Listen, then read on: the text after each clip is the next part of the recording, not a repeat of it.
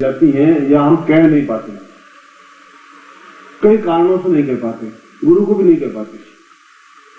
मैं नपुंसक हूं, मैं समाज को भी नहीं कह सकता, गुरु को भी नहीं कह सकता। मैं आनंद भोगना चाहता हूं, मैं दुनिया को नहीं कह सकता, पत्नी को नहीं कह सकता, जीवन को, समाज को भी नहीं कह सकता। मैं जीवन में बहुत विदेश यात्रा करना चाहता हूं, मैं कहूंगा तो लोग हंसेंगे कि खाने को रोटियां नहीं, कैसे विदेश यात्रा करेगा। मैं बिल्कुल सौंदर्यशाली बनना चाहता हूं, मैं नहीं कर पा रहा हूं। ये मन की इच्छाएं मन में रह जाती हैं, तो क्या ये इच्छाओं को लेकर के ये मर जाएंगे? पहली बात तो हम मरना ही नहीं चाहते। मृत्यु जैसी कोई चीज संसार में होती ही नहीं है। यदि कभी आपका मेरा संयोग बना, यदि कभी आप मेरे साथ चल सके, यदि कभी ऐसा ही कोई शिविर को बद्रीनाथ में या केदारनाथ में या ऐसे स्थान पे लग सके, इच्छा है, और इच्छाएं मेरी अवश्य पूरी होती ही हैं। जो सोचा मन में वह जिंदगी पूरी हुई, और फिर भी इच्छाएं होती रहती है। एक ग्रंथ लिखूं, एक उपनिषद लिखूं, कोई ऐसा चीज लिखूं जो देश नहीं कर सकता वह करके दिखाऊं। नारायण उपनिषद नहीं लिख पाएगा देश, मैं लिख के दिखाऊं। मगर उन इच्छाओं की पूर्ति होनी ही चाहिए। और आज तक आपने जितनी जिंदगी लिए 30 से 40 से 45 साल, आपके केवल 5% इच्छाएं पूरी हुई है। 95% आपकी इच्छाएं पूरी नहीं हो पाई। कई कारण हो गए होंगे इसमें, धन का अभाव हो गया होगा, या ताकत नहीं रही होगी, या क्षमता नहीं रही होगी, या जवान नहीं रहे होंगे, या समाज ने सुविधा नहीं दी होगी, या और कई कारण रहे होंगे। इसलिए एक बार में इच्छाएं पूरी हो जानी चाहिए। इच्छाएं पूरी दो तरीके से हो सकती हैं। यदि इच्छाएं पूरी करनी है और ताकत के साथ करनी है, यानी तो इसके दो तरीके हैं। एक तरीका है मंत्रात्मक प्रयोग, मंत्र के माध्यम से प्रयोग। एक तरीका है तंत्रात्मक प्रयोग, जो कोई गुरु अपने शिष्य को नहीं देता। देना नहीं चाहिए गुरु को। क्यों नहीं देना चाहिए? कि क्या शिष्य सक्षम है, यह गुरु को पर जांचना चाहिए, आंकना चाहिए। क्या उन पर भरोसा है? क्या शिष्य को गुरु पर भरोसा है?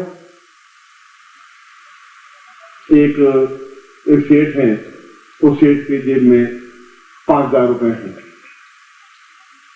और उसके लिए 5,000 रुपए खर्च करे, क्यों करोड़पति अरबपति है, और 5,000 रुपए खर्च करे या 2,000 रुपए खर्च करे तो कोई बहुत बड़ा घाटा उनके जीवन में नहीं आएगा। मगर हमारे जीवन में 5 पैसे भी नहीं है और मुझे 1,000 रुपए चाहिए, मांगने पर कोई देता नहीं।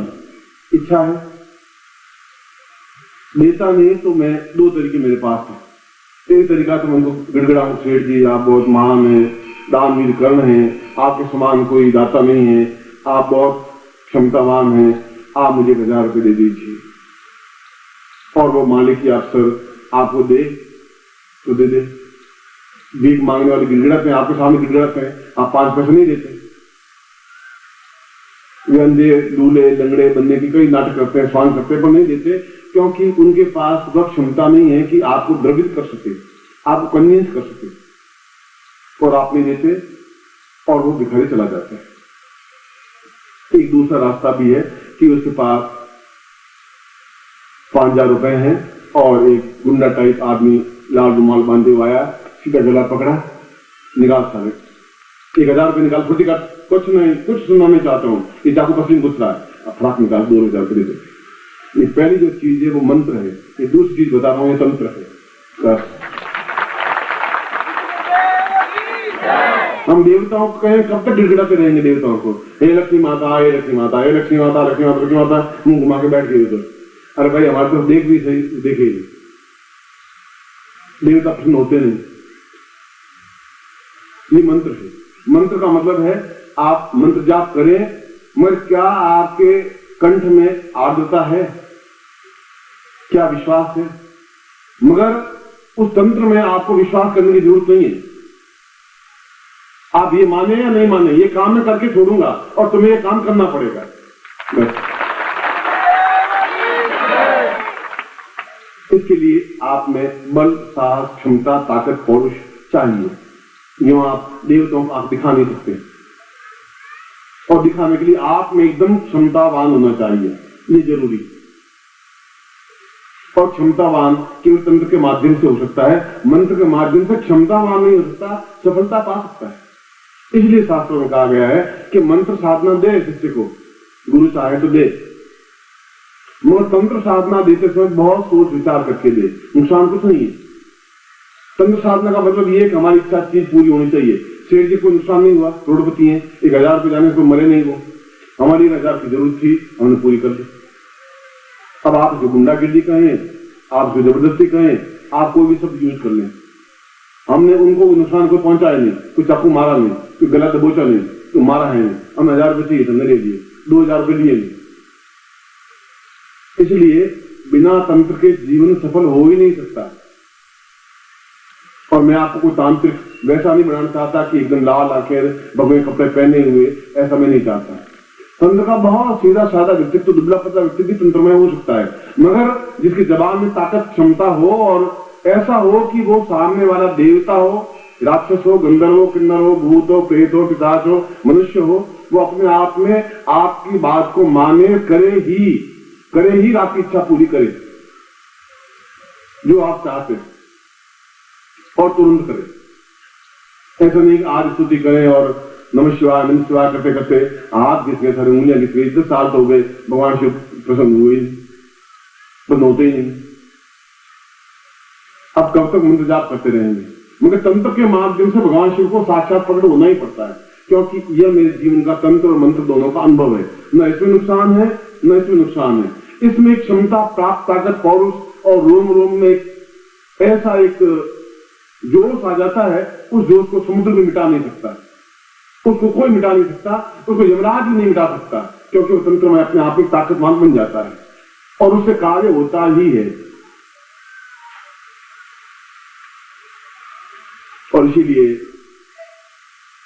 विश्वामित्र ने स्वयं कहा, विश्वामित्र नहीं, वशिष्ठ ने कहा, गर्ग ने कहा, अत्रि ने कहा, पुरुष ने कहा, और तंत्र ज्ञान वहां से प्राप्त हुआ ब्रह्मा के मुंह से। ब्रह्मा ने सबसे पहले अथर्ववेद जब उसके मुंह से उच्चरित हुआ तो उन्होंने कहा, तंत्रात्मकां वै सदतां भावां पूर्वतां पूर्वो सदत्यां पूर्वदियां पूर्वतो।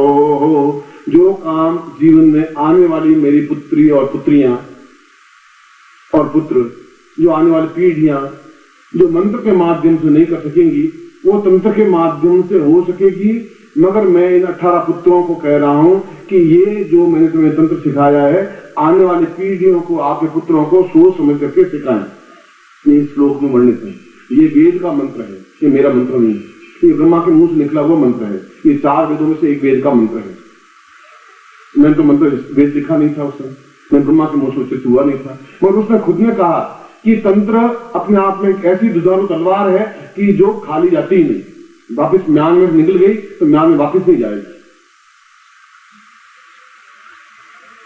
तो मनोकाम में जीवन में मेरी व्यक्तिगत राय में होनी चाहिए, और संसार कह रहा है और शास्त्र कह रहा है कि इच्छा विहीन न पशु। अब इच्छा ही नहीं है तो फिर मरे हुए हैं, कुछ करोगे? कुछ ठीक हो, कैसा चलेगा?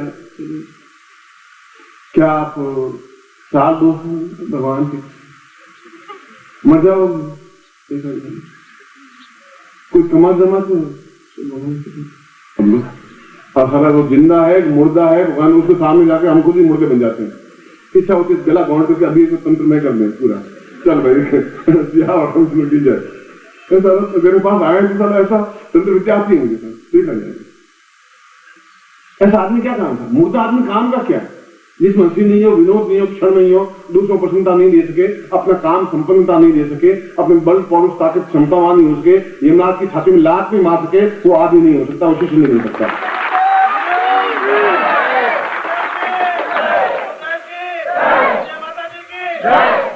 निश्चित रूप से मैं आपको मनोकामना पूर्ति प्रयोग करवाया जानता हूं, निश्चित रूप से आपने नहीं किए, ये भी जानता हूं। आप कर नहीं पाए, आपको समय नहीं मिल पाया या आपको विश्वास नहीं रहा, दोनों में से कोई बात नहीं है। और फिर मंत्र प्रक्रिया धीरे धीरे सतत प्रक्रिया है। मैं तंत्रात्मक मनोकामना पूर्ति प्रयोग नहीं कहा। सुबह जो पत्र आए मेरे पास, उन्होंने कहा कि ये तांत्रिक विरुद्ध आप कह रहे हैं, क्या तंत्र में हमारी इच्छाएं पूरी नहीं हो सकती? जितनी मन की इच्छाएं जो हम आपको भी नहीं कह सकते। रोग है, कोई बीमारी है, कोई कष्ट है, कोई नपुंसकता है, कोई निर्जीवता है, कोई निष्क्रियता है, कोई संतान नहीं है, कोई पुत्री अपने आप में घर से भाग गई है, पुत्री गलत रास्ते पर चल गई है, पुत्र हमारा कहना नहीं मान रहा है, हमारी पत्नी और हमारे बीच में मतभेद है। अब ये हम किसी को कह भी नहीं सकते, आपको भी नहीं कह सकते, आप भी हंसेंगे। तो इन मनोकामनाओं की पूर्ति मंत्रात्मक माध्यम से हो सकती है, तंत्र के माध्यम से हो सकती है, मंत्र के माध्यम से हो सकती है, और एक लंबी प्रक्रिया है। एक झटके में ही सारे काम हो जाए और तुरंत हो जाए। जैसा कि मैंने अभी उदाहरण दिया कि 1000 रुपये प्राप्त करने के लिए दोनों तरीके हैं। गिड़गिड़ाइए, आप बहुत मान हो, फिर भी देगा नहीं, देता ही नहीं।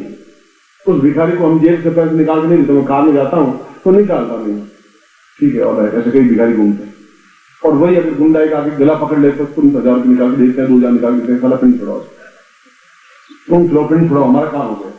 उनका अपना काम चाहते हैं, उनको नुकसान पहुंचाया नहीं हमने। मगर वह तब हो पाएगा जब आपकी आवाज में ताकत होगी, क्षमता होगी। आप ताकत चाकू निकाल के हम तुम्हें मार देंगे, अरे तो खुद ही घूम रहा है, हम क्या मार देंगे, अरे तुम होंगे समझते नहीं हो, वो तुम्हें कोई दबड़ मार के निकाल देंगे, तो चाकू बोले तुम्हारे हाथ में। तो आवाज में ताकत क्षमता नहीं है, अब खुद ही टांगे तुम्हारा थरथरा रही है, तुम क्या उसे चाकू मारो? चाकू मारना नहीं है, पर क्षमता ताकत तो होनी चाहिए चेहरे शब्दों में, आंख में क्रोध तो होना चाहिए, ज्वाला तो होनी चाहिए। वो आप में है नहीं, वो आ नहीं सकती, बिना तंत्र के नहीं आ सकती। वह है तो देवता भी अपने आप में मनुष्य ही है। कृष्ण भी मनुष्य ही थे, देवता तो आज हम देवता ही कहते हैं। राम भी मनुष्य ही थे, बुद्ध भी मनुष्य थे, महावीर भी मनुष्य थे, ईसा मसीह मनुष्य ही थे, इंद्र भी मनुष्य ही थे, ये तो मनुष्य ही है। अपने आप में देवतामय है, देवतामय है, उनसे हम काम ले सकते हैं यदि हमें तांत्रिक क्षमता हो तो। इसलिए अब मैं केवल ये 4 बजे आऊंगा। और दूसरी बात यह, जो आज सुबह मुझे पत्र मिले लोगों को मैं मिला, और पत्र आए कम से कम लिख करके आप लोगों ने एक दिन में मिलकर के, कई लोगों ने सोचा, कई चीजें अपने अपने मन की इच्छा लिखी, कुछ पत्र पढ़े, कुछ पत्र फाड़ के फेंक दिए, कुछ लोगों ने नाम लिखे, और दूसरों ने कहा कि दूसरी चीज जिंदगी में मैंने ये अनुभव किया है कि मेरे शिष्यों को तकलीफ क्यों हो रही है। मेरे शिष्यों को तकलीफ ये हो रही है कि इस समय देश में झूठी और ओछेपन की मारण प्रयोग और तंत्र प्रयोग बहुत, जिसको जादू टोना कहते हैं, बढ़ गया है। इस समय बढ़ गया है, पिछले 3-4 साल में बहुत ज्यादा बढ़ गया है। जिसको कच्चा कलवा, मुसलमानों को कच्चा कलवा कहते हैं।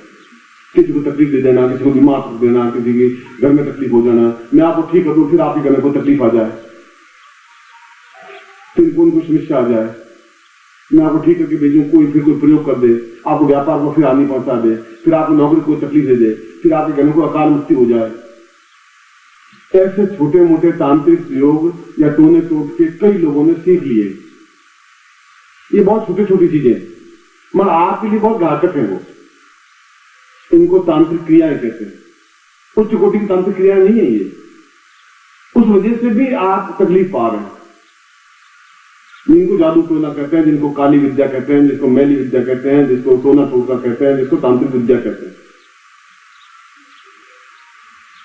और मुसलमानों के पास में इस प्रकार के कच्चे कलवे कई है। अजमेर आप जाओ तो घर घर में इस प्रकार के छोटे मोटे विद्या है। चाकू यहाँ मारने के लिए कोई ट्रेनिंग लेने की जरूरत नहीं है, सीधे चाकू लिया मार दिया, आपको ट्रेन नहीं है। मैं इसको हिलत कराने में मुझे 4 महीने अस्पताल में जाना पड़ेगा, मरम पट्टी लगानी पड़ेगी। चाकू मारना ट्रेनिंग नहीं है, उसको हिलत कराना बहुत ट्रेनिंग है। तो क्या ऐसा कोई चीज नहीं है जिससे कि हमारे ऊपर तंत्र का असर पड़े ही नहीं जिंदगी में, हमारे परिवार पर कोई टूना टूट का हमारे ऊपर हो ही नहीं, करे तो इफेक्ट पड़े ही नहीं। ऐसा प्रारंभ में मैं जब थोड़ा बहुत ज्ञान सीखा तो एक गुरुदेव मुझे मिले। बाद में वो तो गुरु, बीच में तो मुझे करीब 17-18 गुरु मिले। कहीं कुछ पौगड़ संप्रदाय में और कोई गुरु मिले, कोई और शैव संप्रदाय में और गुरु मिले। कई तरह की जितने समुदाय सीखे, उन्होंने कहा कि तुम जिंदगी में मारे जाओगे कभी कभी, कोई न कोई तुम्हारे ऊपर जो तुम सीखे तो कोई न कोई तांत्रिक तुम पर कर देगा, मगर मैं तुम्हें गुटका देता हूँ, ये गुटका देता हूँ, तुम्हारे पास से कुछ छीन लेगा, गुम जाएगा, तुम्हारी जान चीज करके उसके अंदर डाल देता हूँ और टांके लगा देता हूँ, और तुम्हारे ऊपर तांत्रिक प्रयोग किसी जिंदगी में होगा नहीं, तो निर्द्वंद न शेर खा सकता है, न भेड़िया खा सकता है, तो जंगल इंसान पकड़ा। अगर सन्यासी बनना चाहते हो ये जरूरी, और आज भी जान में गुटिका है, मेरे जान चीजें टांके लगे हुए, 24 टांके लगे हुए आज भी। कई लोगों ने आज पिछले 25 साल में, कई तांत्रिकों ने, कई योगियों ने, कई मूर्ख फेंकी, कोई मान प्रयोग किया, कई तंत्र विद्याएं की, और मैं सलाह लगे तुम देखा क्यों दुख पा रहे, तुम कुछ कर नहीं सकते। मेरा ही तो हो नहीं सकता, क्योंकि वह गुटिका मेरे पास में शरीर के अंदर समाहित है, शरीर के अंदर है, अगर जाएगी तो इसके साथ जाएगी, और मैं भी जाऊंगा नहीं गारंटी के साथ में, कई हजारों लाखों लोगों को भेज करके जाऊंगा।